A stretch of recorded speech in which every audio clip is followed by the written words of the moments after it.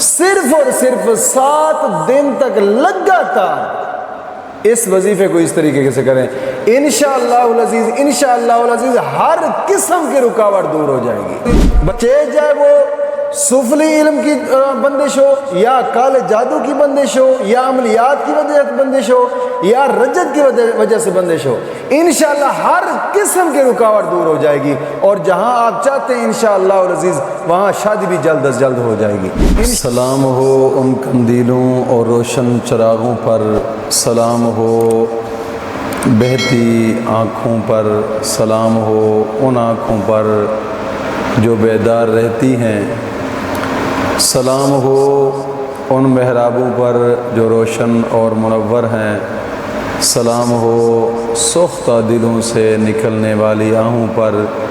الہی ہمیں بھی ان لوگوں میں شامل فرما جن کے روزے اور نمازیں تو نے قبول فرمائی ہیں، اور جن کی برائیوں کو تو نے نیکیوں سے بدل دیا، اور ان کو اپنی رحمت سے جنت میں داخل فرمایا اور ان کے مراتب بلند فرمائے۔ آمین آمین آمین یا رب العالمین۔ الحمدللہ رب العالمین، والصلاة والسلام علی سید الانبیاء والمرسلین، اما بعد فاعوذ باللہ من الشیطان الرجیم، بسم اللہ الرحمن الرحیم، اہدنا الصراط المستقیم، صدق اللہ مولانا العظیم۔ روحانی پاورفل وظائف میں سے آج ایک اہم سبق دوستوں کی نظر کرنا ہے، جو کہ جلد شادی کا ایک وظیفہ ہے، اور رشتوں میں ہر قسم کی رکاوٹ دور کرنے کے لیے ایک لاجواب عمل ہے۔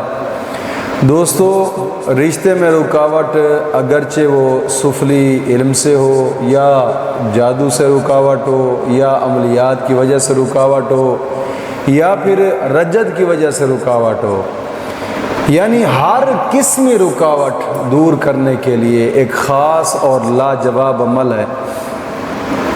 دوستو، بہت ہی آسان، اور بزرگان دین فرماتے ہیں کہ یہ انتہا درجہ مجرب وظیفہ ہے، انتہا درجہ۔ سب سے پہلے نماز کی پابندی لازمی کریں، اور ہر نماز کے بعد 11 مرتبہ کلمہ طیبہ اور 11 مرتبہ درود پاک، یہ اشد ضروری ہے۔